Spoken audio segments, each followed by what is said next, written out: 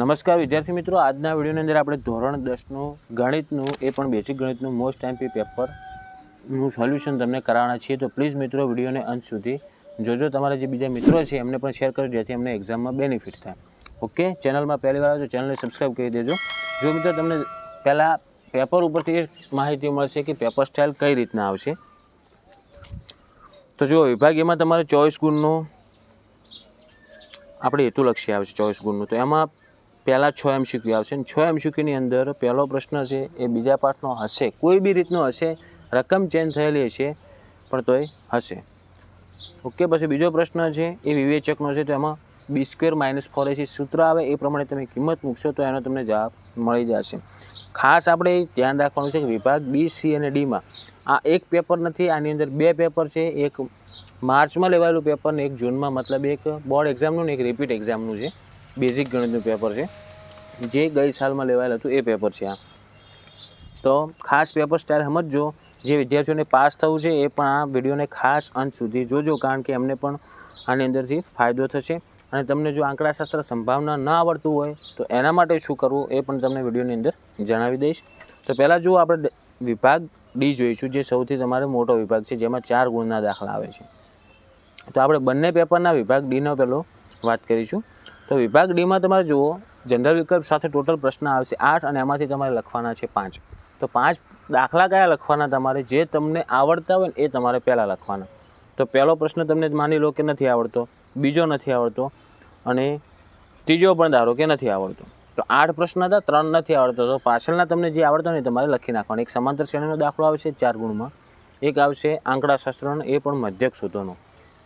હવે મધ્યક શોધોની એકદમ ઇઝી મેથડથી મેં વિડીયો બનાવેલો છે, જેમાં મધ્યકની તમને 3 રીત આવડી જશે. ખાસ તમને જણાવું કે પદ વિચલનની રીત સૌથી ઇઝી પડશે, એટલે એ તમે તૈયાર કરી નાખજો. ઓકે, તમારે જો આંકડાશાસ્ત્રમાં મધ્યકનો, મધ્યસ્થનો અને બહુલકનો તથા મધ્યકની ખૂટતી આવૃત્તિ, મધ્યસ્થની ખૂટતી આવૃત્તિ, એમ ટોટલ 5 વિડીયો 5 દાખલા છે.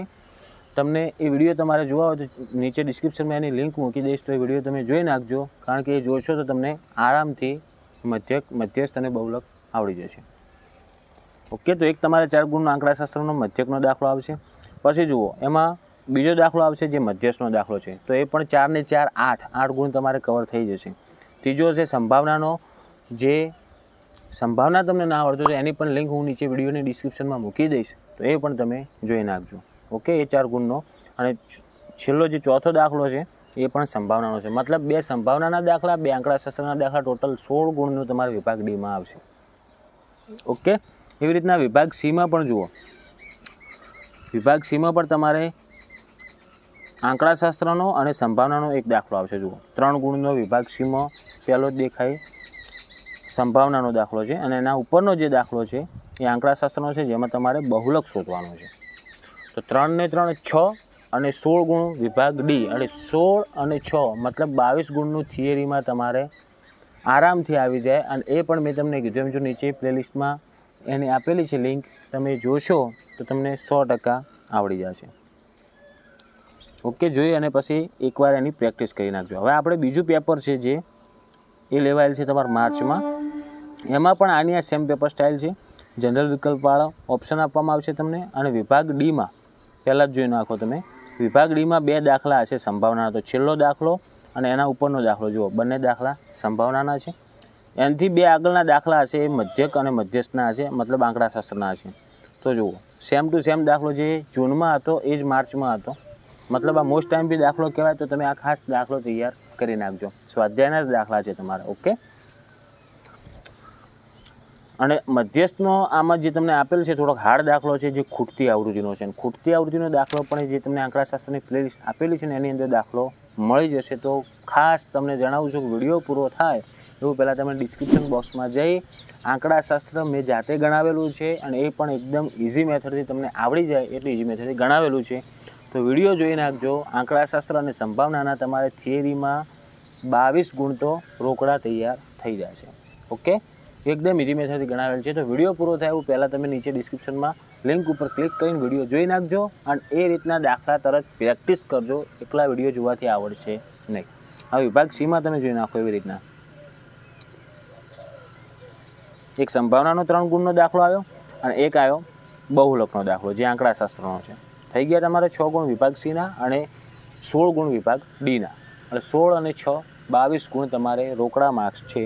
તો તમે એકવાર આખા પેપરનું હું તમને રિવ્યૂ બતાવી દઉં, તમે એના સ્ક્રીનશોટ લઈ લેજો, કારણ કે એકના એક જે પ્રશ્ન આવેલા હશે એ તમારે કામ લાગશે અને મોસ્ટ ટાઈમ પણ તમને કહેવાય.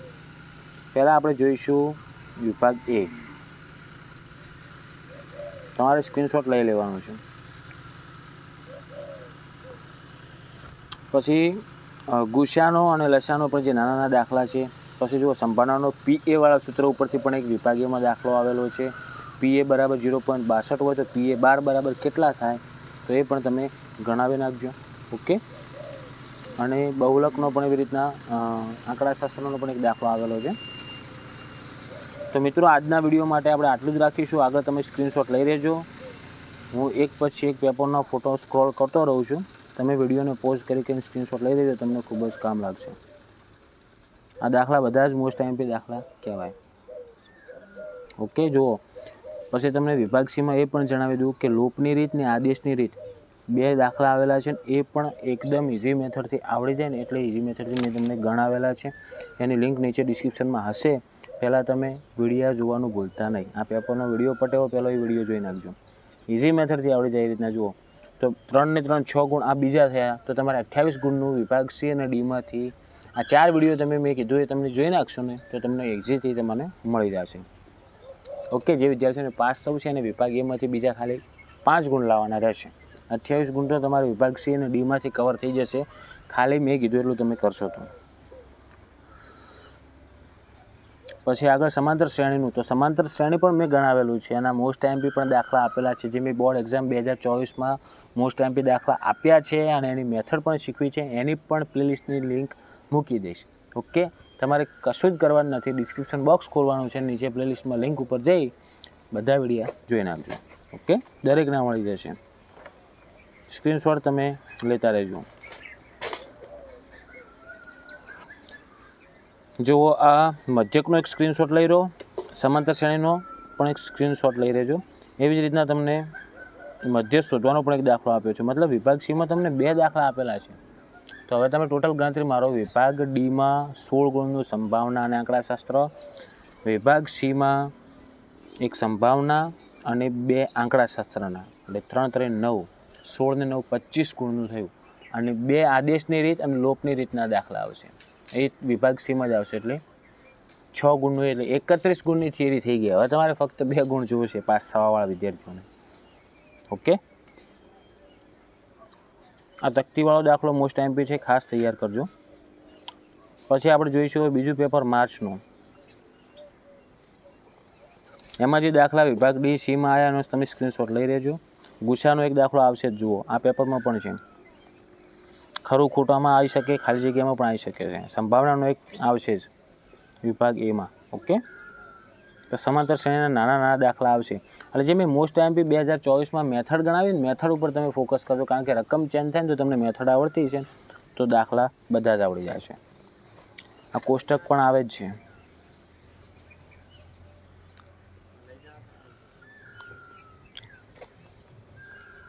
ઓકે. હવે આગળ વિભાગ બીનો પણ સ્ક્રીનશોટ તમે લઈ લો. પછી વિભાગ સીમાં જુઓ, ફરી આદેશની રીત અને લોપની રીત ફિક્સ જ છે. 2 દાખલા આવશે, એક આદેશની રીતનો ને એક લોપની રીતનો, અને 3 ને 3 6 ગુણમાં આવશે જ. પણ રકમ કોઈ બી હશે. રકમ તમારે એના માટે શું કરવાનું, રીત શીખવાની. રીત આવડતી છે તો દાખલો કોઈ પણ આવડી જશે. ઓકે મિત્રો. પછી જુઓ 45, 46 અને 44. અમુક પેપરમાં એવું થયું છે કે આંકડાશાસ્ત્રનો એક જ વિભાગ સીમાં આપેલો છે, અમુકમાં 2 આપેલા છે. તો તમે પહેલાં આંકડાશાસ્ત્રનો આ પણ એક તૈયાર કરી નાખજો, જેમાં બહુલક શોધવાનો છે ને એક સંભાવનાનો આ સિક્કાવાળા દાખલા છે, જે 50 પૈસાના સિક્કા, એ પણ મોસ્ટ MP દાખલાનો છે. તો એ પણ તૈયાર કરી નાખજો. પ્રમેય મોસ્ટ MP જુઓ, સમપ્રમાણતાનું મૂળભૂત પ્રમેય લખો અને સાબિત કરો, અને એક પાયથાગોરસનો પ્રમેય. પણ તમારા બીજા પ્રમેય નીકળી ગયા છે, એટલે આ પ્રમેય મોસ્ટ MP છે, તૈયાર કરી નાખવાનું. અને મધ્યકનો આ જે ઘરગથ્થુ જે સ્વાધ્યાયનો દાખલો છે એ તૈયાર કરજો. અને ખૂટતી આવૃત્તિવાળો મધ્યસ્થનો આ સેમ દાખલો તૈયાર કરી નાખજો. આવશે ને આવશે જ. ખૂટતી આવૃત્તિવાળો દાખલો આવશે જ. ઓકે. સંભાવના 52 પત્તાવાળો આ પણ એક દાખલો તૈયાર કરજો. અને આ તકતીવાળા રમતનો એક જે છે ને દાખલો સ્વાધ્યાયમાં જ છે એ પણ તમને મળી જશે, એ પણ તૈયાર કરી નાખજો. ઓકે, તો મિત્રો જેમને પરીક્ષા કાલે આપવાની છે બધા જ વિદ્યાર્થીઓને એક્ઝામ માટે બેસ્ટ ઓફ લક. આશા રાખું છું મિત્રો વિડીયો તમને ઉપયોગી બન્યો છે, અને મેં તમને કીધું એમ ભૂલ્યા વગર ડિસ્ક્રિપ્શન બોક્સ ખોલીને બધા જ વિડીયો જોઈ નાખજો, તમને ઘણો બધો ફાયદો થશે. ઓકે, તમારા બીજા મિત્રોને પણ શેર કરજો જેથી અમને પણ બેનિફિટ થાય, અને ચેનલને સબસ્ક્રાઈબ ન કર્યું તો સબસ્ક્રાઈબ કરી દો જેથી આવા યુઝફુલ વિડીયો તમને સૌથી પહેલાં મળતા રહે. હવે મળીશું આપણે નેક્સ્ટ વિડીયોમાં. Thank you so much for watching my videos. Thank you so much.